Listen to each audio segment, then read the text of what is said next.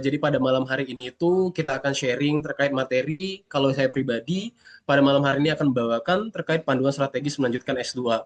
Nah, mungkin teman-teman ya ataupun kakak-kakak yang join pada malam hari ini, mungkin ya saat ini ada yang sedang mungkin mempersiapkan untuk program dan progres persiapan S2-nya, atau mungkin saat ini juga sedang menempuh pendidikan S1-nya tapi sudah mencari cara gitu atau persiapan-persiapan apa saja yang perlu dipersiapkan dari sekarang untuk mendapatkan atau untuk mempersiapkan studi S2-nya, mungkin juga persiapan untuk beasiswanya. So, pada malam hari ini kita akan bahas sama-sama terkait panduan strategis melanjutkan studi S2, baik di dalam negeri maupun di luar negeri nantinya. Sebelumnya teman-teman, saya izin memperkenalkan diri terlebih dahulu. Tadi mungkin Kak Adra sudah memperkenalkan diri saya, cuman saya akan memperkenalkan diri kembali. Saya Agus Suresi Barani. Saya berasal dari Sumatera Utara, lebih tepatnya di Kabupaten Labuan Batu Selatan, di Desa Beringin Jaya. Saya merupakan lulusan S1 dari Universitas Islam Negeri pada program pendidikan bahasa Inggris. Saat ini saya berkontribusi sebagai seorang guru, khususnya guru bahasa Inggris di sekolah menengah pertama. Namun di sisi lain juga saya kebetulan buka bimbel offline di daerah saya untuk membantu persiapan siswa-siswi anak-anak SMA untuk mendapatkan beasiswa khususnya di perguruan tinggi negeri ataupun di perguruan tinggi yang ditargetkan oleh beasiswa yang ada saat ini disediakan oleh pemerintah. Saya merupakan awardee LPDP, ya kebetulan saya sedang menunggu intake untuk pendidikan saya di University of Manchester. Sebenarnya saya sedang menunggu salah satu kampus yang lain ke Adra gitu ya. Cuman nanti aja kalau udah benar-benar fix ke sana saya baru spill ke Indonesia. Cuma untuk saat ini saya sudah mengantongi L Unconditional ke University of Manchester, tapi yang sedang saya tunggu nanti intiknya di Juli kalau Allah mengizinkan gitu ya, kalau tidak ada huru-hara kembali. Karena di bulan Juli kemarin international student diblok oleh presidennya, jadi tidak diperbolehkan untuk kuliah ke kampus tersebut ya. Jadi mungkin nanti teman-teman juga mudah-mudahan gitu ya dari program ataupun dari kelas malam hari ini bisa membawa insight yang positif dan bisa membawa pencerahan yang lebih baik tentang persiapan untuk menempuh pendidikan S2-nya. Oke, pertama sekali teman-teman yang mau kita bahas pada malam hari ini itu terkait strategi mempersiapkan dan merencanakan studi S2 sendiri. Kita mau buat rekodnya dulu gitu ya. Kak Agus, sebenarnya tujuan dari dan fungsionalnya dari mempersiapkan dan dari saat ini sejak dini untuk merencanakan S2 itu apa sih Kak? Nah mungkin kebanyakan teman-teman kayak emang sepenting itu ya preparation untuk memilih jurusan, untuk memilih beasiswa yang lebih affordable yang mana gitu, yang lebih worth it mana gitu ya. Nah, kalau saya pribadi ya gitu ya. Mungkin kalau kalau saya ya cerita sedikit tentang background saya sendiri. Kebetulan saya berlatar belakang dari keluarga menengah ke bawah gitu ya. Kalau teman-teman mungkin kita kalau punya privilege alhamdulillah gitu. Tapi kalau pada saat itu jujur di awal saya mempersiapkan diri, saya tidak punya siapapun tempat untuk bertanya, cuman hanya bermodalkan sosial media yang menawarkan iklan bahwasanya LPDP pada saat itu sedang buka. Nah, jadi pada saat itu anak kampung ini ternyata melakukan riset kecil-kecilan. Ternyata syaratnya yang paling luar biasa pada saat itu adalah tentu saja, walaupun saya jurusan bahasa Inggris adalah sertifikat bahasa Inggris. Nah, jadi mungkin teman-teman yang tujuannya mungkin study abroad, luar negeri, terutama gitu ya, ya I think the golden ticket from scholarship saya rasa adalah IELTS sendiri gitu ya. Nah, jadi mungkin teman-teman yang udah berkesempatan hadir pada malam hari ini sendiri gitu ya, jadi bisa lebih matang lagi mempersiapkan, oh ternyata ada beberapa hal yang memang harus dipersiapkan dengan matang dari saat ini dan sejak dini. Yang pertama, kenapa Kak Agus mempersiapkan dan merencanakan studi S2 itu harus dipersiapkan dari saat ini? Mungkin ya ada Kak Hilma dan Kak Nailul Amani gitu ya pada malam hari ini yang bergabung dengan kita. Nah, mungkin sedang menempuh pendidikan S1 atau yang sudah selesai S1 gitu kan, nanti mungkin kita akan ada Q&A gitu ya. Nah, ini adalah waktu yang tepat gitu dan waktu yang baik untuk kakak-kakak sekalian. Yang pertama gunanya apa? Teman-teman atau kakak-kakak sekalian agar dapat menghindari salah jurusan. Karena balik lagi ya, Kak Adra, kebetulan saya di Indonesia itu kurang lebih udah 2 tahun gitu ya, jadi mentor gitu ya. Jadi saya menemukan banyak sekali latar belakang menti gitu ya. Sampai pada titik saya kemarin mentoring untuk simulasi interview. Jadi ada alasan salah satu menti itu lanjut S2 itu karena apa ya? Karena untuk menghindari atau alasan personalnya itu adalah biar tidak disuruh nikah cepat. Nah, contohnya kayak gitu. Banyak alasan-alasan yang salah ternyata di balik itu. Nah, jadi kalau saya pribadi di sini saya bawa sisi akademiknya. Nah, mempersiapkan merencanakan studi S2 sejak dini itu yang pertama adalah menghindari salah jurusan. Biar teman-teman bisa ask yourself gitu kan, bertanya pada diri sendiri sebenarnya apa yang teman-teman inginkan dan apa yang ingin teman-teman ingin berikan kepada orang-orang sekitar ataupun kontribusinya kepada negara ini. Nah, yang kedua apa? Menjaga motivasi selama studi gitu ya, menjaga motivasi selama studi. Nah, jadi kalau teman-teman gitu ya, kalau saya bilang gitu ya, kenapa juga ini salah satu alasan terbesar gitu ya mempersiapkan S2 itu salah satunya adalah motivasi selama studi, karena bagi saya gitu ya untuk menjalani proses yang cukup panjang ya, terkhususnya karena saya kebetulan adalah award di LPDP gitu ya, untuk proses LPDP sendiri itu membutuhkan waktu 6 bulan kurang lebih progres seluruh seleksinya. Jadi teman-teman kalau seandainya tidak memiliki motivasi yang kuat untuk melanjutkan studi dan mendapatkan beasiswanya, saya rasa sumbunya akan habis di tengah jalan. Jadi ibarat kalau kendaraan itu mungkin bahan bakarnya. Jadi teman-teman harus tahu the biggest reasonnya, the biggest motivationnya, kenapa mau lanjut S2 itu di bagian saat ini dulu. Oh iya iya, teman-teman mungkin bisa melakukan nanti refleksi diri apa ya kira-kira yang menjadi motivasi terbesar teman-teman, even nanti badai, even nanti gagal, even nanti mungkin belum rezeki di beasiswa A, B, C-nya.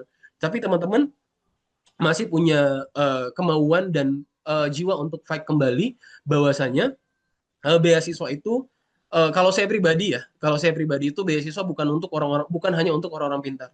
Tapi beasiswa itu adalah untuk orang-orang yang terus mencoba hingga pada akhirnya dia memiliki kapasitas yang dicari oleh scholarship ataupun pemberi beasiswanya. Yang ketiga, membantu fokus riset dan karir. Ingat ya teman-teman kembali lagi, apalagi teman-teman kalau mau lanjut S2-nya itu ingin memakai ataupun menggunakan atau melalui beasiswa. Jadi teman-teman nggak cuma bisa mencari personal benefit-nya saja, tapi teman-teman harus bisa tahu kira-kira apa ya rencana kontribusi yang teman-teman mau berikan nantinya untuk terutama khususnya gitu orang-orang sekitar ataupun untuk Indonesia nantinya. Nah, jadi teman-teman juga bisa mulai dari sekarang cari passion-nya apa ya. Kira-kira riset di bidang apa? Mungkin di bidang S1-nya teman-teman gitu ya, ataupun mau cross major sendiri gitu ya, ataupun teman-teman sudah melihat karir yang lebih cemerlang di masa yang akan datang itu di bidang apa. Jadi teman-teman bisa dari hal tersebut pun bisa menjadi motivasi yang kuat teman-teman untuk tetap bisa bertahan untuk menjalani segala proses menyelesaikan program S2-nya nanti. Selanjutnya, menjadi dasar motivation letter, of course gitu ya. Kalau teman-teman mau lanjut terutama kuliahnya ke luar negeri gitu ya, preparation untuk master's programnya itu ke luar negeri, ya motivation letter ini semacam banyak ya jenisnya motivation letter, personal statement gitu ya, ataupun essay gitu ya. Setiap kampus punya range kurikulum ataupun benchmarknya masing-masing gitu ya. Mungkin kita nyebutnya secara general itu motivation letter atau personal statement. Jadi kalau mamanya teman-teman sudah tahu motivasi studinya apa, fokus riset yang mau dibangun dan karir yang mau dicapai nanti apa, teman-teman untuk menulis motivation letternya pun nanti akan dengan sangat mudah. Jadi nggak bingung lagi nih, apa saja yang outline-outline yang mau ditulis di dalam esai tersebut. Nah, kurang lebih seperti itu yang harus teman-teman pahami dari sejak dini. Nah, selanjutnya untuk mengenali siapa diri teman-teman sebenarnya. Nah, ini yang saya bilang tadi. Kenapa ya Kak Agus harus lanjut S2? Ah, biar nanti nggak disuruh buru-buru nikah. Nah, tadi ada menti saya gitu ya, yang begitu saya mock-up interview, biar nggak disuruh mama saya buru-buru nikah Kak. Jadi alasannya akademik sekali untuk lanjut S2 terlebih dahulu gitu ya. Nah, jadi teman-teman gitu ya kakak-kakak sekalian, kalau teman-teman udah buat alasan untuk lanjut gini ya, kalau di dalam keyakinan saya gitu ya, dalam agama saya menempuh pendidikan itu syahid gitu ya, hal yang baik gitu. Nah, jadi kalau teman-teman memang fokusnya adalah karena ilmu, percayalah Allah akan membawa gitu ya teman-teman semuanya ke dalam hal kebaikan. Tapi kalau untuk inamalah malu niat nilai niat awalnya saja teman-teman sudah menyimpang, mungkin biar biar apa namanya biar dapat income baru gitu ya. Biasanya kalau umpamanya teman-teman ngejar beasiswa, terutama nih khususnya LPDP. LPDP sendiri kan cukup worth it gitu ya untuk biaya hidupnya gitu ya, untuk uang bukunya gitu ya. Nah, ada yang teman-teman mungkin biar cari income baru itu dengan studi tapi dapat uang masuk juga. Nah, tapi kalau rasa saya dilurusin dulu kembali. Nah, makanya saya bilang emang sebenarnya S2 ini perlu atau sangat perlu sekali. Nah, jadi teman-teman tanya dalam diri teman-teman sendiri terlebih dahulu. Lanjut, kemudian bagaimana cara mencari tahunya? Nah, untuk mengenali diri kita bagaimana ya Kak Agus? Yes, of course. Nah, teman-teman boleh diskusi sama teman kuliahnya atau udah punya kenalan yang penerima beasiswa apapun gitu ya, mungkin AAS, LPDP, apalagi Chevening gitu ya. atau Fulbright, boleh ajak konsultasi gitu atau diajak cerita gitu ya. Kira-kira teman-teman mau ambil progress major yang seperti apa. Nah, tapi saran saya yang pertama adalah cari atau kejar studi ataupun program yang benar-benar topik dan majornya itu teman-teman sukai. Bukan karena paksaan orang tua, bukan karena influence dari teman, bukan karena pengaruh dari siapapun gitu, tapi benar-benar karena panggilan dari hati, jurusan yang teman-teman mau ambil di program S2 itu adalah rencana kontribusi yang teman-teman pengen berikan gitu ya, khususnya untuk orang-orang ataupun masyarakat. Nah, jadi teman-teman bisa enjoy.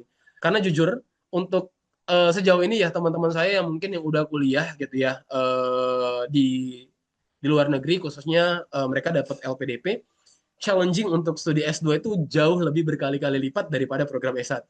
Nah, kabar baiknya seperti itu. Karena teman saya yang kuliah di Belanda gitu ya, yang kuliah di Australia gitu ya, mereka rata-rata kalau udah waktunya ujian itu seminggu itu pasti perpustakaan tuh jadi kayak apartemennya mereka gitu, jadi tempat tinggalnya. Jadi memang seluar biasa itu. Jadi teman-teman kalau seandainya mau lanjut S2, tapi ternyata jurusan yang dipilih ternyata nggak enjoy untuk menjalaninya, itu nanti yang akan menjadi beban atau bahkan pada akhirnya tidak bisa menyelesaikan studinya dengan tepat waktu. Seperti itu. Lanjut, isu yang sering diikuti dan dibaca. Ya, jadi teman-teman mau tidak mau, suka tidak suka, terkhususnya teman-teman yang mau lanjut kuliah mungkin di dalam negeri ataupun di luar negeri, teman-teman harus bisa melihat apa saat ini yang sedang tren. Ya, dalam artian tren di sini yang dibutuhkan ya, yang dibutuhkan oleh Indonesia sendiri. Karena balik lagi kalau tadinya teman-teman mungkin mau lanjut S2 tapi dengan self funding gitu ya, biaya sendiri, ya mangga gitu ya. Tapi kalau teman-teman yang mau mengejar scholarship, ya saya rasa teman-teman harus bisa lihat pemerintah saat ini sedang membutuhkan apa. Kira-kira kontribusi di mana dari jurusan atau program teman-teman yang bisa masuk untuk menjadi salah satu target terpilihnya dari beasiswa itu sendiri. Lanjut, kegiatan yang membuat lupa waktu. Nah, ini saya suka banget nih. Jadi untuk pada saat itu saya mempersiapkan beasiswa saya, kebetulan LPDP sendiri gitu ya, saya cerita tentang LPDP, mungkin teman-teman sedikit gitu ya. Jadi sampai ada satu titik teman-teman saya itu takut saya gila gitu ya. Mungkin dalam tanda kutip gila tuh kayak yang saya bisa satu harian itu di depan laptop cuman buat ngulik esai saya. Riset gitu ya, cari data ataupun memperbaiki revisi dari mentor-mentor yang memberikan masukan kepada saya. Nah, jadi kalau teman-teman yang saya bilang tadi, kalau umpamanya jalanin program ataupun ngejar sesuatu bukan karena teman-teman suka, nanti bakal jenuh duluan untuk di pertengahan jalannya. Tapi kalau teman-teman tahu nih goals-nya, teman-teman udah setting goals nih. Tujuannya apa, rencana besarnya apa, mau apa yang dicapai. Saya rasa untuk melewati proses ini tuh tadi malah kayak bumbu-bumbu kehidupan gitu loh, kayak enjoy yang sampai begadang sampai jam 3 pagi, jam 4 pagi gitu ya. Itu udah kayak bukan yang orang-orang mungkin yang tidak terbiasa mungkin kaget, tapi kita yang ngejalannya tuh kayak yang oh ternyata ini proses yang harus dilewatin karena hal besar pun ingin kita capai di depannya. Jadi buatlah gitu kan proses teman-teman untuk mempersiapkan S2 ini sampai teman-teman kayak lupa waktu dalam tanda kutip hal yang positif ya. Kayak wah aku ternyata udah 5 jaman ya di depan laptop dari tadi buat ngulik esai buat buat personal statement contohnya seperti itu. Jadi biar saya makanya kalau saya bilang ke teman-teman laptop saya ini udah kayak apa ya pacar kedua saya gitu ya. Nah jadi kayak yang udah teman cerita, teman buat ngulik apapun gitu ya. Nah jadi udah kayak bisa sharing-sharingnya tuh di laptop gitu. Lanjut, pertanyaan reflektif tentang minat. Nah, ini teman-teman juga perlu cari tahu gitu ya. Kira-kira keinginan, interestnya teman-teman itu mau kemana. Yang pertama, topik apa yang sering saya cari secara sukarela. Nah, kadang gini ya, ketika kita menemukan satu bidang gitu ya, ataupun satu bidang ilmuwan yang teman-teman benar-benar passionate di dalamnya, pasti teman-teman kayak tanpa disuruh pun pengen gali lebih dalam, lebih dalam, lebih dalam lagi. Nah, ternyata itu pada saat kemarin gitu saya apply untuk beasiswa pun saya ngalamin hal tersebut gitu. Kayak masih kurang puas, udah dapat jurnal 1, jurnal 2, jurnal 3, tapi kok kayaknya masih kurang kuat ya gitu. Nah, jadi kayak nggak disuruh siapapun, kita memang bergerak sendiri. Nah, jadi yang perlu teman-teman terapin gitu ya, ataupun yang perlu teman-teman tumbuhkan dari sekarang itu adalah yuk gitu loh, gerakin dirinya gitu ya, tanpa influence ataupun tanpa masukan dari orang lain. Tapi memang karena kemauan teman-teman mau lanjut program S2-nya. Nah, lanjut mata kuliah apa yang paling saya minati di S1? Ini mungkin bisa jadi benchmark juga ya, jadi tolak ukur. Nah, bisa aja mungkin teman-teman mungkin yang nggak mau linearitas gitu ya dengan jurusan S1-nya, mau cross major lintas jurusan boleh gitu. Nah, kebetulan kebetulan gitu ya dari LPDP sendiri salah satu contoh beasiswa juga menerima gitu ya teman-teman kalau mau cross major seperti itu. Jadi mana tahu nih S1-nya kemarin ada teman saya gitu ya, S1-nya kalau nggak salah saya dari jurusan apa ya, komunikasi keluarga kalau nggak salah saya. Kemudian S2-nya beliau ngambil bisnis manajemen. Nah, boleh-boleh saja gitu ya. Jadi yang penting teman-teman tuh udah tahu track recordnya nanti yang mau dijalanin tuh seperti apa, dan rencana kontribusinya jelas untuk apa namanya, direalisasikan nantinya kepada masyarakat seperti apa. Lanjut, isu apa yang teman-teman ingin dalami ya untuk lebih jauhnya lagi. Nah, ini juga sangat menarik. Nah, ini nanti teman-teman mungkin ketika gitu ya, mungkin nanti ada dari beberapa teman-teman yang mungkin mau apply beasiswa. Beasiswa itu pasti rata-rata kan ada esainya. Nah, jadi teman-teman bisa apa namanya, bisa self reflection terlebih dahulu, kira-kira isu apa ya yang aku pengen berkontribusi di dalam isu tersebut, dan aku pengen menjadi salah satu kontributor yang bisa menyelesaikan masalah tersebut. Jadi ini bisa menjadi self reflection teman-teman. Teman-teman jadi bisa menjadi cermin, oh iya ya, ternyata pemerintah sedang butuh A, sedang butuh B. Oh, ternyata di daerah sekitarku, ya di daerah sekitar saya juga sangat membutuhkan di bagian ini. Nah, jadi nggak mesti harus teman-teman bisa lihat skala nasional. Dari skala teman-teman tempat tinggal daerah teman-teman sekalian pun, teman-teman bisa membuat peluang lebih lebih besar lagi untuk teman-teman mendapatkan, mungkin kontekstualnya adalah beasiswa. Seperti itu kurang lebihnya. Nah, minat menunjukkan bidang yang secara emosional membuat kita bertahan menghadapi tekanan akademik S2. Ini yang saya bilang tadi teman-teman. Karena banyak banget teman-teman saya yang udah luan gitu ya, menjalani program S2 itu kayak yang, apalagi ya kemarin tuh saya baru teleponan sama teman saya yang kuliah di Melbourne gitu ya, kebetulan beliau juga ambil TESOL di Melbourne, kayak yang, wah Gus gokil, Melbourne tuh nggak ada negosiasinya, lu mau gimana pun gitu ya. Jadi mereka tuh nggak ada sama sekali kapasitas negosiasi. Ya ketika nilai tugas lu layak, lu dapat nilai yang layak. Jadi kalau lu sama sekali nggak mencapai kapasitas yang telah mereka jadikan tolak ukur, ya alamat lah kata mereka seperti itu. Nah, dibanding lagi gitu ya, terlebih lagi di program S2 ini kan kontekstualnya theoretical dan research gitu ya, dan riset gitu ya. Teman-teman juga harus bisa menyelaraskan itu. Kalau nggak banyak-banyak baca jurnal, nggak banyak baca modul, nggak banyak-banyak baca referensi, dan nggak menikmati perjalanan S2-nya, ya nanti bakal terjadi namanya burdening gitu loh. Jadi teman-teman terbebani untuk menjalani dan menyelesaikan program S2-nya. Seperti itu.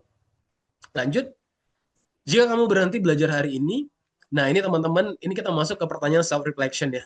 Ini juga saya kemarin tuh kayak yang menjadi kekuatan saya gitu ya. Yang saya bertanya sama diri saya sendiri. Jika kamu berhenti belajar hari ini, apa yang akan membedakanmu 10 tahun ke depan? Jadi teman-teman harus tanya dari sekarang gitu loh. Emang kalau aku berhenti belajar, apa ya yang akan terjadi? Kalau aku lanjut belajar, apa juga ya yang akan terjadi? Nah, kalau saya pada saat itu kayak gini. Kalau saya pada saat itu berpikiran saya, udahlah S1 saja cukup gitu kan. Toh juga bisa ngajar, toh juga bisa bantu kapasitas mencerdaskan anak-anak gitu ya, anak-anak bangsa gitu yang di daerah saya. Tapi pada saat itu kebetulan gitu ya, rasa puas diri saya belum cukup gitu. Nah, kembali lagi saya pernah mengutip gitu ya, sebaik-baik manusia yang bermanfaat. Jadi saya pengen kapasitasnya itu, yuk kita tarik lagi dari segi mayoritasnya lagi. Apalagi nih, dari mungkin sekarang udah bisa menggait anak-anak sekolah menengah pertama, anak sekolah menengah atas. Yuk kita naiki kapasitinya, mungkin kita mulai merujuk ke mahasiswa, atau nanti bisa bekerja sama ataupun kolaborasi dengan para peneliti. Nah, pada saat itu yang kayak, oh iya ya, ternyata ini juga bakal bisa berdampak. Nah, kalau di ujungnya, saya pengen menjadi salah satu, ini mungkin goals tertinggi saya kali ya, policy maker. Saya pengen gitu menjadi salah satu yang bisa berkontribusi untuk membuat kebijakan. Kenapa? Ya teman-teman tahu sendiri ya, negara kita yang sangat-sangat terbaik gitu ya. Nah, jadi kayak yang apalagi dari segi pendidikan, karena kebetulan saya berkontribusi di bidang pendidikan, ada gitu ya rasa hati nurani saya yang kayak, ini sebenarnya bagian ini harus tetap dilurusin dan dibenarin. Jadi itu yang harus dari sekarang teman-teman pertanyakan, kenapa harus lanjut S2. Dunia berubah dengan sangat cepat, of course. Ya, nanti saya juga akan cerita ya, mungkin di ujung terkait gimana saya dapetin LPDP.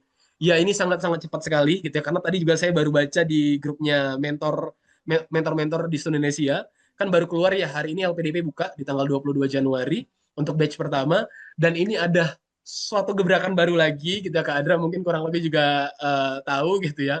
Sekarang tuh fokusnya udah nggak pakai PTUD, maksudnya dalam kategorinya itu PTUD, reguler, apalagi ya, afirmasi gitu ya, kewirausahaan. Sekarang itu udah ada STEM, ada share. Makanya saya tadi, wah, LPDP benar-benar tiap tahun tuh ada aja gebrakannya. Sekarang itu fokusnya lebih ke STEM.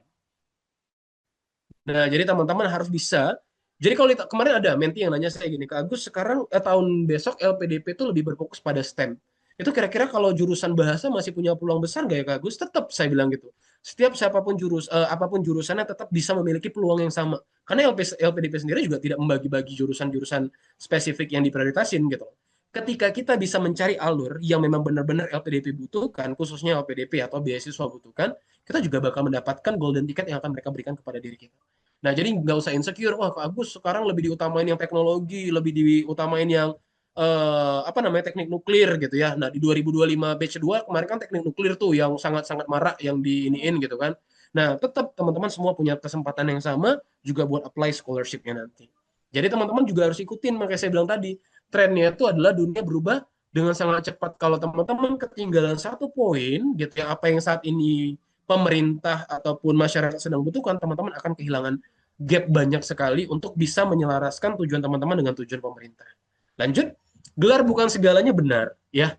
Tapi ilmu adalah bekal masa depan. Nah, kalau ada yang bilang gini, Kak Agus, gelar kan nggak segalanya gitu ya. Ya benar gitu loh. Tapi teman-teman, ternyata bukan tentang dari sebuah gelarnya. Tapi proses untuk mendapatkan gelar tersebut adalah bagaimana cara kita tumbuh. Nah, makanya saya bilang tadi, ternyata proses kenapa dikatakan ada strata satu. Oh iya, strata satu itu kalau saya pribadi, itu proses pendidikan untuk kita mengenal diri kita sendiri. Makanya ada proses S2 kan. Nah, S2 ini kan kalau di kedokteran tuh namanya spesialis. Nah, spesialis itu kayak yang ketika kita berhasil mengenal diri kita dari proses strata satu kita gitu ya, ataupun program S1 kita, nah baru nih kita naik level up gitu ya, naik naik kelas gitu ya, kayak yang setelah aku berhasil menyelamatkan diriku, kira-kira aku menyelamatkan siapa ya? Makanya programnya ataupun intensitasnya itu adalah S2.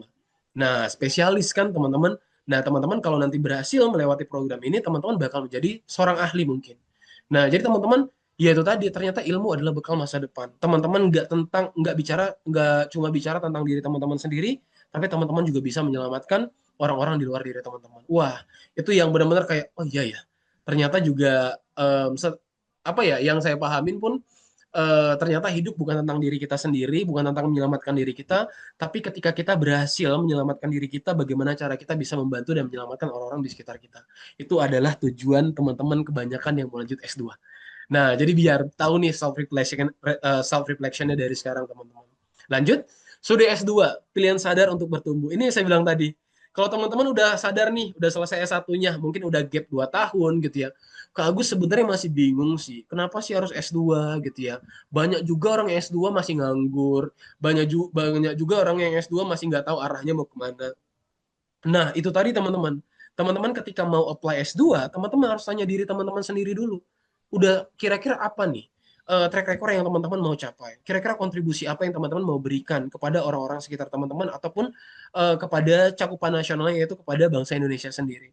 Makanya saya bilang, kalau goals-nya gede, kalau goals-nya udah mulai besar, teman-teman nggak bakal kehilangan arah.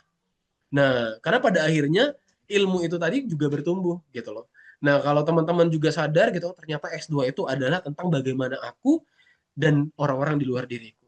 Nah, makanya kalau di beasiswa kan rencana kontribusi terus yang dibahas di dalam esainya. Kurang lebih seperti itu. Lanjut. Kenapa harus memikirkan progres S2 sejak masih menjadi mahasiswa? Nah, jadi itu tadi gitu ya. Mungkin ada Kak Nailul sama Kak Hilma gitu ya. Mungkin yang masih mahasiswa saat ini atau mungkin yang baru selesai atau fresh graduate dari program S1-nya gitu kan. Nah, teman-teman boleh menjadikan ini sebagai self reflection ya teman-teman. Yang pertama teman-teman, kesempatan tidak datang dua kali. Nah, jujur ya, sebenarnya saya nggak pernah dalam ini bukan tentang comparison, bukan membandingkan diri dengan teman-teman yang lain. Tapi saya kemarin apply untuk S2, saya itu ada setelah dari S1 mau lanjut S2 itu saya gap 5 tahun, 4 atau 5 tahun gitu. Nah, jadi balik lagi kan gitu. Pada saat itu kayak yang 4 tahun itu saya kayak stagnan. Kok gini-gini aja ya yang dilakuin. Kok kayak nggak ada tantangan baru ya. Kok kayak yang nggak ada warna-warna baru ya. Hingga pada akhirnya saya nemuin, pertama sekali saya sebenarnya nemuinnya Chevening. Nah setelah Chevening baru saya nemuin LPDP gitu ya. Baru saya menantang diri saya untuk mencoba sesuatu yang baru. Oke, kita coba kesempatan yang baru untuk sesuatu yang baru juga di masa depan. Nah, jadi teman-teman, alhamdulillah gitu ya, sekarang seluruh Indonesia sendiri udah punya program-program yang makin berkembang sekali gitu ya, yang awalnya mungkin cuman sebagai program untuk persiapan S2 yang apa namanya cross check review esai, TBS dan mock up interview, tapi sekarang udah makin besar sekali gitu, kayak yang udah mempersiapkan persiapan untuk teman-teman yang bingung kenapa ya harus lanjut S2 dan bagaimana ya cara mempersiapkan S2 sendiri gitu ya. Nah, jadi teman-teman sudah tepat gitu ya untuk dengerin gitu ya, ataupun untuk melihat sesi kita pada malam hari ini. Lanjut, persiapan S2 butuh waktu, nggak instan, seperti yang saya bilang teman-teman. Jadi pada saat itu saya untuk mempersiapkan S2 sendiri itu saya butuh waktu kurang lebih 1 tahun, ya, di mana berkas-berkas harus diterjemahkan gitu ya. Kemudian minta surat rekomendasi, kemudian yang paling saya kagumi adalah ternyata even saya dari pendidikan bahasa Inggris, bagi saya IELTS pun itu challenging ya. Bukan aku nakutin, tapi ya karena mungkin proses enjoy gitu untuk menjalaninya. Nah, jadi yang kayak yang, oh ternyata ini proses gitu ya. Nah, even saya bahasa Inggris sendiri pun ternyata ya golden ticket untuk kuliah di luar negeri itu adalah sertifikat bahasa Inggris sendiri. Jadi teman-teman bisa mempersiapkan hal itu dari sekarang. Ya, jadi persiapan S2 itu butuh waktu, nggak instan dan simsalabim bisa jadi dalam 1 waktu. Banyak beasiswa gagal bukan karena tidak mampu, tapi tidak siap. Nah, ini tadi teman-teman. Jadi sebenarnya banyak orang di luar sana ataupun applicants, pendaftar beasiswa gitu ya, mereka sebenarnya bukan gagal, tapi mereka kurang persiapan saja gitu, apa yang memang benar-benar harus dipersiapkan dengan matang. Itu tadi, sejauh ini yang saya lakukan riset, kontekstualnya secara naluri gitu ya. Allah menciptakan manusia itu tidak ada yang kapasitasnya benar-benar bodoh gitu ya. Tergantung. Setiap secara apa namanya? Secara kapasitas kan sebenarnya otak manusia itu sama. Yang bedanya apa? Cara menggunakannya.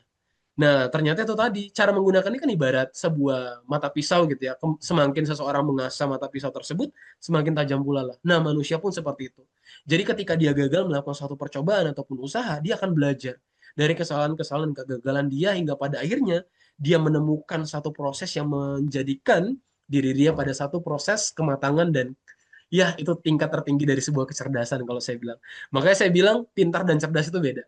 Nah, mungkin ada pintar yang dia sebagai bentuk ilham gitu ya. Tapi kalau cerdas itu yang benar-benar proses yang menjadikan seseorang menjadi diri dia yang sekarang.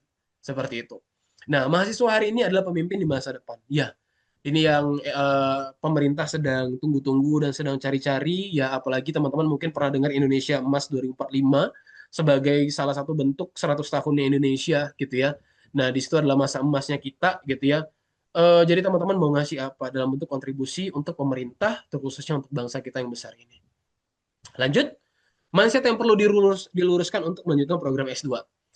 Yang pertama yang salah teman-teman, S2 hanya untuk orang pintar, ini sangat-sangat salah sekali gitu ya. Kak, saya kemarin ada nemu menti IPK-nya 2,7, dia mau coba beasiswa LPDP, tujuannya di UNSW di Australia. Kabar baiknya apa? Apakah dia ditolak LPDP? Tidak. Ya, kembali lagi kepada kapasitas bagaimana cara dia memantaskan hingga pada akhirnya LPDP melihat dia dan memberikan kesempatan tersebut pada menti saya tersebut. Nah, jadi saya bilang ini bukan tentang pintar nggak pintar gitu loh. Tapi tentang siapa yang mau dan siapa yang benar-benar bisa merubah dirinya, kemudian dia bisa merubah banyak orang. Nah, makanya beasiswa itu tadi kan ya challenging ya, tantangannya juga cukup menarik dan cukup menantang gitu. Jadi teman-teman kalau sorry to say gitu ya, kita kan kalau daftar hal-hal seperti beasiswa kan modalnya cuma kemauan ya. Kalau saya pribadi bilang modalnya kemauan. Ya sisanya itu tinggal bagaimana cara kita menggerakkan diri kita untuk mencapai hal tersebut. Nah yang kedua, S2 harus kaya dulu.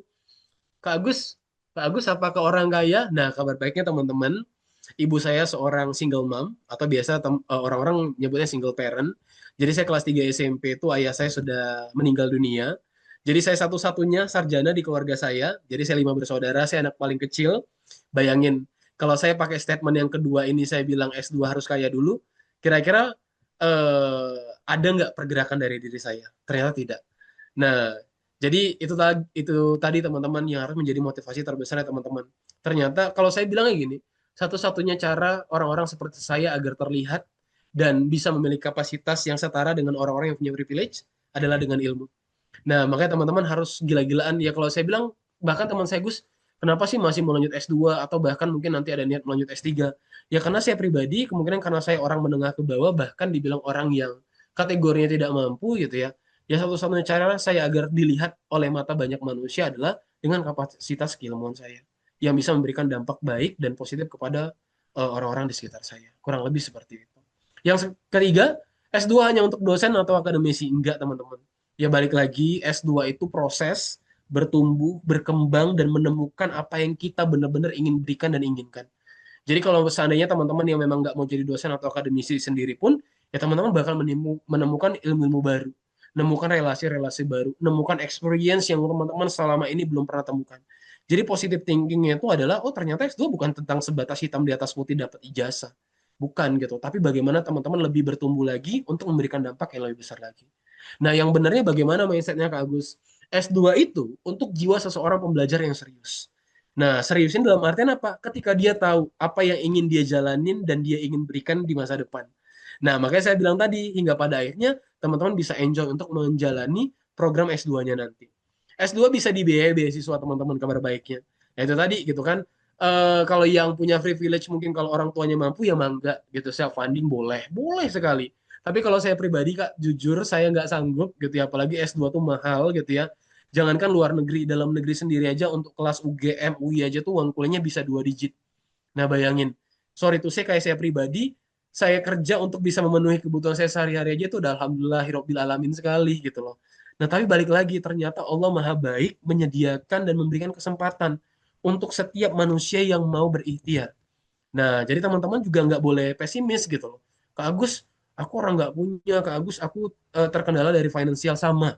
Kalau saya juga punya alasan yang sama seperti teman-teman buat seperti itu, saya juga nggak akan berdiri ataupun nggak akan ngomong pada malam hari ini.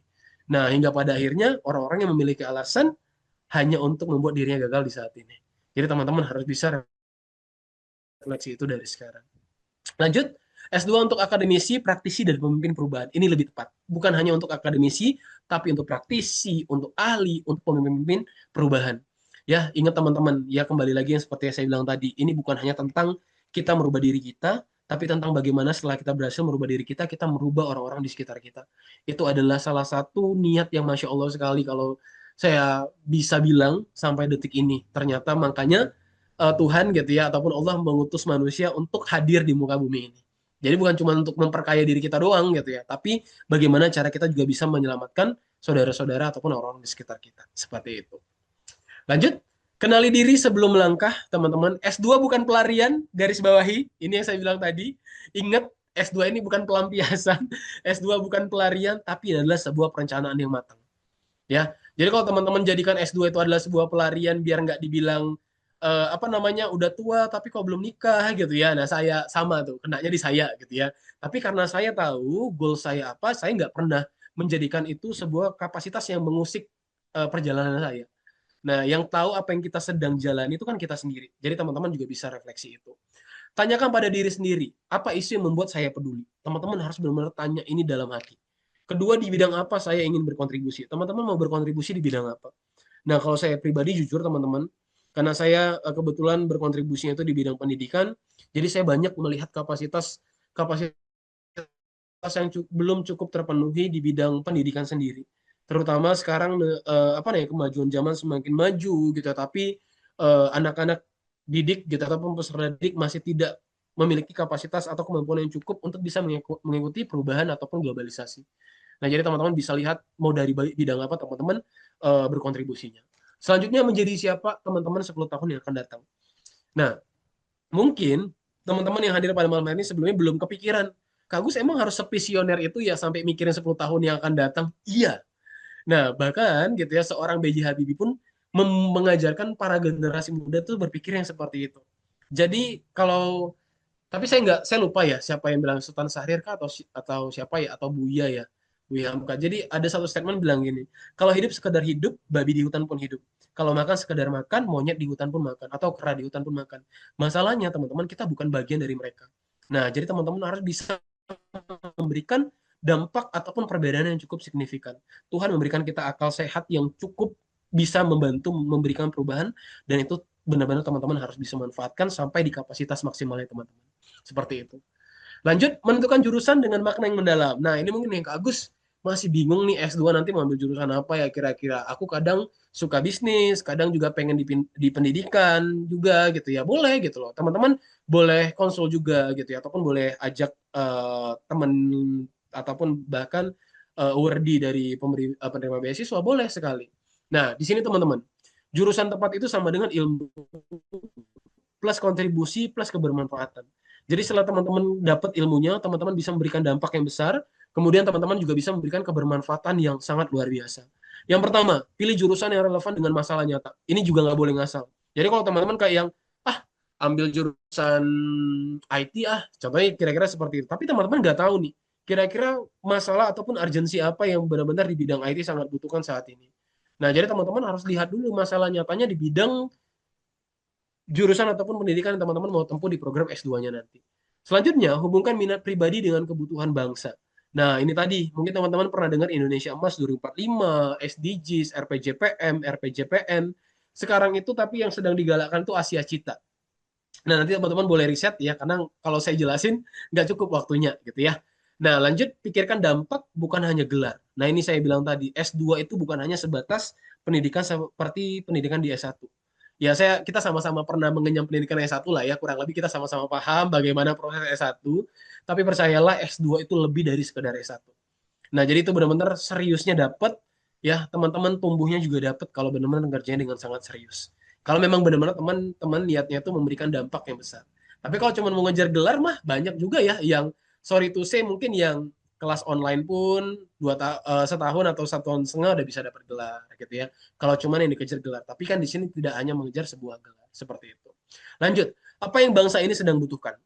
Nah, ini yang saya bilang tadi teman-teman. Teman-teman harus bisa melihat isu dan kebutuhan pemerintah dari yang pertama Indonesia Emas 2045. Nah, Indonesia Emas 2045 ini apa Kak Agus? Visi jangka panjang Indonesia untuk menjadi negara maju, berdaulat, adil, dan makmur pada 100 tahun satu abadnya kita. Kemerdekaan tahun 2045. Tujuan utamanya kenapa sih Kak Agus harus dikaitkan sama tujuan pemerintah dan masalah saat ini yang terjadi di Indonesia untuk mencapai pendapatan negara berstatus high income country. Nah, mungkin kalau saya melihatnya 2045 itu adalah masa keemasan kita pengen ganti titel kita yang mungkin dari negara berkembang pengen dapat gelar baru yaitu negara maju. Nah, salah satunya kan standarisasinya adalah high income country kan. Jadi kalau umpamanya dari segi kapasitas penghasilan aja kita belum cukup untuk memenuhi kebutuhan kita sehari-hari, kita juga masih tidak akan mencapai Indonesia emas itu sendiri. Ya teman-teman harus bisa melihat itu. Yang kedua, meningkatkan kualitas SDM unggul dan berdaya saing global. Ini saya selalu saya mock up interview, saya bilang kaitkan dengan dampak nyata kepada sumber daya manusia. Kalau kita benar-benar niatnya itu adalah nggak hanya tentang diri kita sendiri, tapi tentang orang lain di luar, nggak hanya LPDP yang ngasih, tapi Tuhan sendiri yang akan buat kesempatan itu terbuka seluas-luasnya untuk kita lanjut studi ataupun pendidikan. Lanjut, mewujudkan pembangunan yang inklusif dan berkelanjutan. Nah ini teman-teman juga bisa lihat gitu ya visionernya bagaimana. Mau membangun apa, mau berikan kontribusi apa yang sangat signifikan di masa yang akan datang. Ada SDGs juga, nanti teman-teman juga bisa riset lebih dalam lagi kaitkan dengan SDGs. Ini apa ya rencana-rencana pemerintah yang saya sangat sukai dan saya pastikan menti saya kalau mau review esai atau mau interview saya bawa ini saya selalu bilang seperti itu ke menti-menti gitu ataupun ke teman-teman yang persiapan dari Indonesia ya jadi teman-teman bisa lihat nanti spesifiknya. Lanjut ada RPJPN rencana pembangunan jangka panjang nasional juga gitu ya ini juga ujung-ujungnya adalah terkait SDM terkait kapasitas hidup layak masyarakat Indonesia. Jadi teman-teman bisa lihat sendiri bagaimana status gitu ya masyarakat kita sendiri yang ada di Indonesia. Seperti itu. Lanjut ada RPJPN, rencana pembangunan jangka panjang nasional ini juga penting. Teman-teman harus bisa sevisioner dengan dan sejalan dengan tujuan pemerintah juga biar teman-teman bisa inline dengan apa yang pemerintah sedang gaungkan saat ini. Lanjut, studi S2 dan masa depan karir. Ingat, bukan sekedar naik jabatan, tapi naik kapasitas. Jadi kalau teman-teman ngejar S2 itu biar dapat jenjang karirnya bagus, biar naik jabatan, biar dapat high income atau high salary gitu ya. Itu salah teman-teman. Biarkan kualitas teman-teman yang mengikuti biarkan gaji, apa ya salary ataupun income teman-teman mengikuti kualitasnya teman-teman sendiri. Jadi nggak usah pikirin dulu gitu kan high income-nya bagaimana gitu. Tapi teman-teman tanya layak nggak untuk dapat income yang segede itu dengan kualitasnya teman-teman. Jadi makanya saya bilang S2 ataupun progres pendidikan selanjutnya itu bukan tentang sekadar naik jabatan, tapi tentang naik kapasitas. Percayalah teman-teman, kalau teman-teman mau lanjut S2 ataupun S3 nantinya, tapi memang karena panggilan hati untuk rencana kontribusi dan menaikkan kualitas dan kapasitas teman-teman, yang namanya materi dan dunia itu pasti bakal ngikut. Saya memang juga menganut prinsip dan kepercayaan itu sekali. S2 itu teman-teman membuka peluang sebagai akademisi dan peneliti. Yang kedua profesional spesialis, yang ketiga pengambil kebijakan. Nah, saya pengen nih di bagian ketiga dan pertamanya gitu ya, yang pengambil kebijakan gitu ya. Dalam artian tuh kayak yang ya teman-teman lihat sendiri gitu ya, negara kita bagaimana sistemnya gitu ya. Jadi teman-teman juga kayak yang mungkin kalau orang kebanyakan mikirnya gini, ah kok gue sampai mikir banget sih untuk ngasih kebijakan ataupun ngurusin pemerintah. Iya, kalau nggak kita siapa lagi? Nah, bayangin kalau seandainya orang-orang menengah ke bawah seperti saya tidak bersuara dan tidak muncul ke permukaan, siapa yang akan menyelamatkan orang-orang seperti saya? Nah, itu yang pertanyaan pertama yang saya tanyakan dalam diri saya.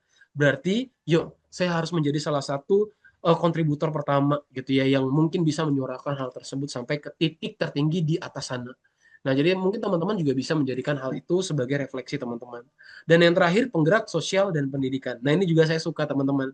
Saya kemarin juga dapat kesempatan dari Kemenparekraf, Pak Sandia, di eranya Kementerian Pak Sandiaga Uno, untuk menjadi relawan terpilih atau volunteer di Lombok, Nusa Tenggara Barat selama 2 minggu. Ya, semua ongkos tiket pesawat dibiayain, biaya hidup dibiayain, gitu ya. Kita dikasih fasilitas yang sangat baik, gitu ya. Tapi kita di sana itu disuruh, ataupun ya, diberikan tugas untuk meningkatkan kapasitas pendidikan di daerah-daerah tertinggal, khususnya saya kemarin di bawah kaki Gunung Rinjani. Nah, jadi dari situ yang, ternyata panggilan hati kecil saya itu memang sudah ada sejak saat itu gitu loh. Jadi teman-teman juga bisa bangun itu dari sekarang. Nah, teman-teman apa yang harus dipertimbangkan dari sekarang? Pertimbangan mendalam. Nah, ini terkait linearitas dan career switch atau cross major ya teman-teman. Nah, minat dan fashion. Kalau teman-teman ambil yang sejalur atau linearitas, teman-teman lebih mudah mempertahankan motivasi karena teman-teman sudah terbiasa dengan topik yang serupa. Mungkin saya kayak saya tadi gitu ya, saya S1-nya dari pendidikan bahasa Inggris, saya ambil S2-nya tetap bahasa Inggris juga, teaching English to speaker about the language, tapi saya ambil nanti spesialisnya saya itu adalah di bidang IT-nya. Jadi saya teman-teman pengen nge-create satu platform digital kurang lebih ya kayak Ruang Guru gitu ya, yang benar-benar bisa memberikan dampak besar untuk pendidikan di Indonesia. Nah kalau career switch-nya apakah Agus cocok ketika teman-teman itu memiliki minat kuat di bidang baru? Nah kadang kan passionate-nya orang kan beda-beda ya. Ketika dia mungkin nemuin di tempat kerja, nemuin circle ataupun lingkungannya, itu bisa mempengaruhi dia emang enggak gitu. Selagi itu berdampak dan positif, go on. Gitu ya lanjutkan. Nah, jadi teman-teman bisa lakukan itu. Pertanyaan refleksinya, apakah teman-teman menikmati kegiatan di bidang ini setiap hari? Itu yang harus teman-teman tanyain.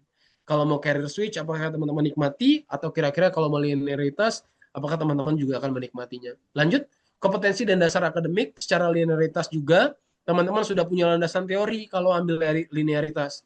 Keterampilan dasar yang relevan seperti apa, kemudian lebih cepat beradaptasi juga gitu kan, nggak apa ya, nggak shock gitu dengan course-course yang ditawarkan dari universitasnya nanti. Kalau career switch ataupun cross major, teman-teman tuh perlu belajar dari awal lagi. Ya atau bisa dibilang mungkin dari nol lagi gitu ya, atau mengikuti kelas dasar untuk mengejar kompetensi yang teman-teman lain sudah berawal itu dari strata satunya. Pertanyaan refleksinya, apakah teman-teman siap belajar dari nol lagi? Nah, itu dianya. Jadi kembali lagi tanyakan kepada diri-diri teman-teman semuanya. Lanjut, kebutuhan industri dan prospek karir. Ini juga boleh dipikirkan dari sekarang. Kira-kira teman-teman mau. Tapi kalau saya bilang bukan tentang kerja dan mendapatkan income yang tinggi ya, tapi tentang kayak kalau saya bilang karir itu adalah di mana tempat kita memberikan kontribusi yang besar. Jadi walaupun kita kerja di company, walaupun kita kerja di kementerian atau di bidang instansi tertentu, tetap saya bilang itu kontribusi kerjaan. Biar enak. Kalau pekerjaan itu kan kontekstualnya mungkin teman-teman atau orang-orang di luar sana yang dikejar gaji. Nah, tapi kalau kita hati nuranikan itu sebagai bentuk kapasitas kita memberikan keilmuan kita dan dampak yang sangat baik, saya rasa itu akan menjadi satu amal jariah gitu ya yang benar-benar teman-teman bisa dapatkan di bidang pekerjaan teman-teman nantinya. Nah, kalau teman-teman milih linearitas untuk prospek karir, teman-teman perjalanan karirnya lebih terukur dan sistematis karena fokus ke satu jalur. Nah, kalau career switch, dibutuhkan strategi tambahan. Teman-teman mungkin harus nambah di bagian ahlinya lagi, ada magangnya, ada portofolio ataupun experience experience tambahan. Ya, itu gunanya untuk apa? Untuk membuat teman-teman nge-branding dan menonjolkan diri di bidang baru. Nah, karena kan ya Indonesia sendiri itu menganut pahamnisme terkait linearitas ya. Kalau seandainya nggak linearitas, khususnya di bidang akademisi, sangat-sangat tidak diutamakan. Tapi kalau teman-teman mau jadi ahli, mah nggak apa-apa sama sekali. Itu tadi sesuai dengan kebutuhan teman-teman kembali. Pertanyaan refleksinya, Apakah bidang baru ini punya peluang kerja yang realistis? Itu tanyakan kepada diri teman dan kebutuhan teman-teman saat ini. Lanjut kesiapan mental, kalau linearitas tantangannya biasanya lebih teknis dan berhubungan dengan peningkatan kedalaman keahlian. Nah, ya paling cuma itu gitu ya. Kita tinggal mendalami apa yang sudah kita mulai sebelumnya. Tapi kalau di cross major atau career switch, tantangan itu teman-teman tuh sering berupa tuh ketidakpastian, adaptasi budaya profesional barunya, ya namanya juga sudah switch ya dari yang mungkin biasa kita jalanin, tiba-tiba ada hal baru yang harus kita biasakan dan adaptablekan lagi. Pertanyaan refleksinya, apakah teman-teman nyaman menghadapi ketidakpastian dari awal? Nah, itu juga harus dipertanyakan. Lanjut, investasi waktu dan biaya. Kalau teman-teman ngambil yang linearitas, waktu studinya lebih efisien karena teman-teman tidak mulai dari nol. Jadi udah ada benchmarknya itu udah nggak nol lagi gitu ya. Tapi kalau career switch mungkin saja teman-teman bisa mulai dari nol gitu ya. Mungkin membutuhkan tambahan waktu, kursus, pendidikan pasca gitu ya, ataupun mengejar kompetensi seperti yang saya bilang tadi, ikut bimbel, ikut kelas tambahan atau ikut sertifikasi ataupun ikut ahli-ahli tertentu seperti itu. Pertanyaannya, apakah teman-teman siap berinvestasi lebih untuk transisi ini? Nah, tanyakan kembali kepada teman-teman. Lanjut, researching program. Ini untuk menentukan jurusan ya. Tips mencari tahu detail program studi agar tidak salah pilih. Yang pertama, teman-teman pahami deskripsi resmi program studi yang teman-teman inginkan dari portal resmi ataupun website resmi dari kampus tujuan teman-teman. Apa yang dicek? Pertama, tujuan program. Aims and learning outcomes-nya teman-teman harus tahu. Mereka ingin menghasilkan apa ya, lulusan-lulusan yang seperti apa. Ini penting sekali. Sorry to say, jangan asal milih karena sorry to say ya, karena mungkin Harvard bagus, Oxford bagus gitu ya. Cuman lihat rankingnya doang, tapi teman-teman nggak lihat outcomes yang teman-teman cari itu seperti apa. Nah, jadi teman-teman bisa bisa riset tuh mendalami dari sekarang. Kemudian lihat profil lulusan yang ditargetkan. Nah, teman-teman bisa lihat gitu loh. Jadi kalau saya bilang ini bukan tentang keren-kerenan kampus, tapi lebih kepada teman-teman cari apa yang teman-teman butuhkan. Nah, makanya saya bilang teman saya ada yang ke Belanda, ada yang ke Australia, ada yang ke Inggris, ada yang ke US, ada yang ke Finlandia, ke Swiss gitu ya. Ya kembali lagi, ternyata pada akhirnya setelah kita melakukan riset kita sadar yang kita butuhkan, yang kita perlukan itu apa. Bukan terkait apa yang orang lain influence ke diri kita terkait, wah ini kampusnya bagus. No, kembali ke teman-temannya lagi. Lanjut, fokus akademis atau praktiknya. Nah, jadi teman-teman bisa ngejar yang mananya gitu. Ya, ada teman-teman yang mungkin yang ngejar risetnya gitu ya. Ada mungkin yang ngejar coursework-nya, banyak variannya ataupun macamnya gitu ya dari teman-teman sekalian. Tipsnya, jangan hanya baca judul jurusan, perhatikan apa yang ingin dibentuk dari lulusan-lulusan universitasnya. Nah, kurang lebih seperti itu. Lanjut, tujuannya, sorry. Nah, memastikan program nanti. Lanjut, telusuri struktur kurikulum dan mata kuliah. Ini sangat perlu sekali teman-teman riset gitu ya. Karena setiap kampus dan setiap universitas itu menawarkan even jurusannya sama secara general. Contoh kayak saya TESOL. TESOL di Melbourne sama TESOL di Manchester itu sangat berbeda. TESOL di Melbourne itu lebih ke theoretical. Nah, dan riset. Tapi kalau TESOL di Manchester itu lebih praktikal dan benar-benar kapasitasnya adalah IT. Nah, teman-teman kalau nggak melakukan riset dari sekarang gitu, ya teman-teman nggak tahu gitu yang mau teman-teman cari itu seperti apa. Makanya telusuri struktur kurikulum dan mata kuliah yang teman-teman mau cari. Nah, yang pertama apa yang teman-teman harus cek? Mata kuliah inti dan pilihan gitu. Nah, jadi mata kuliah inti dan pilihan itu apa? Yang kedua, bobot riset, praktik atau proyek, risetnya bagaimana, praktiknya bagaimana, proyek akhirnya bagaimana. Lanjut, fleksibilitas pemintaannya juga bagaimana. Jadi ini benar-benar harus spesifik itu. Kalau mau lanjut S2 benar-benar harus mau riset. Kalau nggak teman-teman nggak riset, wah sangat-sangat sayang sekali seperti itu. Lanjut, tips bandingkan silabus antar universitas meski jurusannya sama. Nah ini saya bilang tadi, Manchester beda, Melbourne beda. Beda lagi mungkin dengan kampus-kampus ataupun universitas-universitas yang lainnya. Jadi teman-teman bisa bisa lihat dari hal tersebut gitu loh. Tujuannya apa? Untuk menghindari salah jurusan atau salah ekspektasi. Misalnya teman-teman berharap praktis, tapi nah ini kan sangat-sangat sayang kan? Udah mati-matian ngejar kampusnya, ternyata tujuannya teman-teman nggak match sama tujuan kampusnya gara-gara apa? Gara-gara teman-teman nggak riset dari awal. Itu yang sangat-sangat disayangkan sekali. Lanjut, cek profil dosen dan bidang keahlian. Ini juga sangat-sangat diperlukan sekali teman-teman. Nah, jadi teman-teman pastikan gitu loh bahwasanya teman-teman riset juga profil dosen itu bagaimana ataupun profesor yang akan menjadi pengajar di tujuan kampusnya teman-teman sekalian. Jadi boleh dari lihat bagaimana profil akademik mereka, bagaimana mereka mendapatkan penghargaan juga itu juga sangat mempengaruhi kapasitas keilmuan teman-teman yang bakal dapetin nanti di tingkat universitas dan di kampusnya. Lanjut, topik riset dan publikasi nih saya bilang tadi, salah satu profesor saya yang di University of Manchester itu ada Richard Fay. Beliau penerima Nobel Award. Nobel Award ini tuh kalau saya bilang tuh kayak kelasnya para ahli dan akademisi untuk tingkat dunia. Jadi kalau teman-teman, kalau profesornya udah kapasitasnya menerima penghargaan Nobel gitu ya, ini berarti sudah tidak diragukan lagi kapasitas keilmuannya mereka. Seperti itu. Keterlibatan dosen dalam industri dan kebijakan ini juga penting. Untuk apa Kak Agus? Untuk networking kalau saya bilang. Kalau bahasa kampung itu orang dalam, tapi saya bilangnya networking gitu ya. Nah, networking itu apa? Networking ini asas manfaat tapi simbiosis mutualisme. Nah, bukan kita yang cuma menguntungkan pribadi sendiri gitu ya, enggak. Tapi dari segi hal yang positif saya bilang. Nah, kalau apalagi ketika profesor kan teman-teman bisa ngejalin hubungan ataupun relationship yang baik. Kita mana tahu one day teman-teman membuat kebijakan di negara kita, teman-teman membutuhkan saran ataupun konsultasi dari mereka. Tips program bagus biasanya punya dosen yang aktif meneliti dan relevan dengan isu terkini. Nah, itu yang saya bilang tadi. Kembali lagi, pembelajaran yang baik adalah tidak pernah puas dengan kapasitas keilmuannya sampai titik ini. Even memang udah mentok S3, udah dapat gelar profesor, saya yakin belajar itu sampai akhir hayat. Sampai benar-benar tidak, kita sudah tidak bernafas lagi. Nah, kategorinya seperti itu. Nah, tujuannya menjamin kualitas pembimbingan dan pengalaman akademik yang sangat baik nanti teman-teman dapatkan di tingkat universitasnya. Gitu dianya. Lanjut, pelajari output dan profil lulusan. Ini saya bilang tadi teman-teman, kira-kira lihat alumni-alumni kampus yang teman-teman tuju, kira-kira banyak prospek kerjanya kemana. Banyak alumninya kira-kira ke bidang apa. Seperti itu.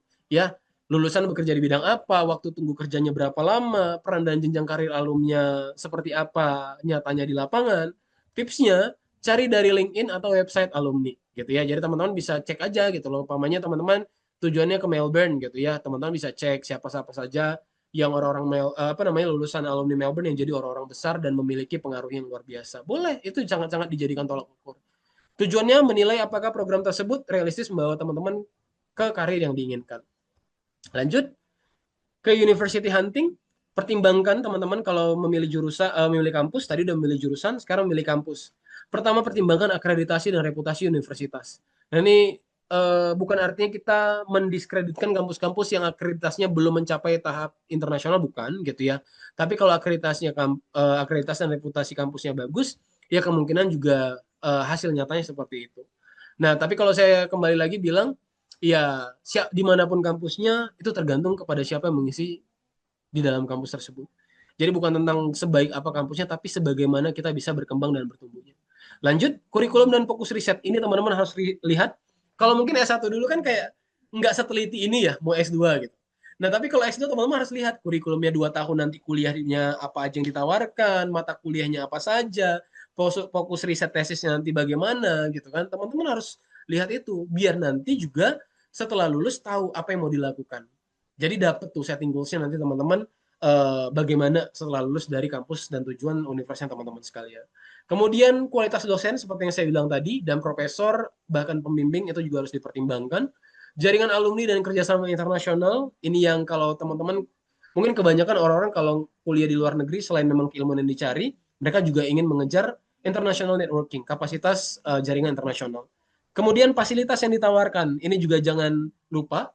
Ya mana tahu teman-teman ada yang mau kira-kira di bagian IT, ya cari gitu yang kira-kira menyediakan perpustakaan IT yang bagus gitu ya, ataupun kira-kira fasilitas-fasilitas apa yang di bidang teman-teman di kampus tersebut yang disediakan. Itu sangat-sangat membantu. Kemudian future outlook-nya, memastikan jurusan yang dipilih relevan dengan peluang karir di masa depan. Cek masalah nyata, future proof test. Ya, ini seperti yang saya bilang tadi. Tanya cepat, masalah apa di masa depan yang bisa diselesaikan oleh jurusan ini.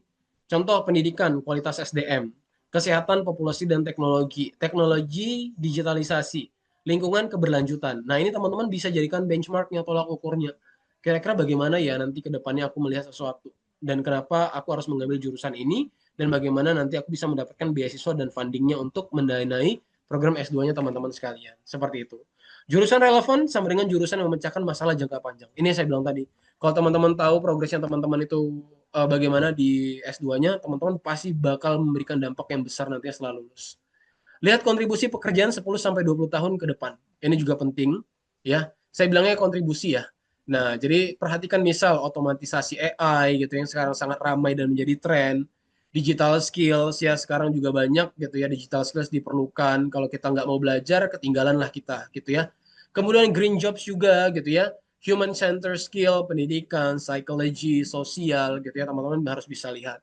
Kemudian pahami adaptif terhadap perubahan gitu ya, adaptif terhadap perubahan, bukan pekerjaan mudah tergantikan oleh mesin. Nah, jadi teman-teman kayak oh kita yang harus mau mengikuti perkembangan zaman dan globalisasi seperti apa. Jangan nggak mau, intinya jangan pernah berhenti belajar seperti itu. Cek skill bukan sekadar gelar. Teman-teman harus cross check, kira-kira pastikan teman-teman itu tumbuh dari critical thinking, problem solving, komunikasinya, dan digital literasinya. Jadi kalau teman-teman berhenti belajar, 4 ini nggak akan tumbuh. Ini yang saya bilang tadi. Kalau ngejarnya gelar, gitu ya, nggak bakal dapet 4 skill ini tadi yang menjadi patokan utamanya. Seseorang itu dapat terlihat tumbuh atau tidaknya. Skill tahan lama, ya tergantung dari jurusan yang teman-teman sendiri yang teman-teman capai. Fleksibilitas karir lulusan. Tanya, lulusan bisa kerja di berapa sektor? Kira-kira teman-teman ambil program S2, kira-kira banyak nggak nanti kontribusi di beberapa bidang ilmu gitu? Atau terlalu sempit, ya cukup beresiko.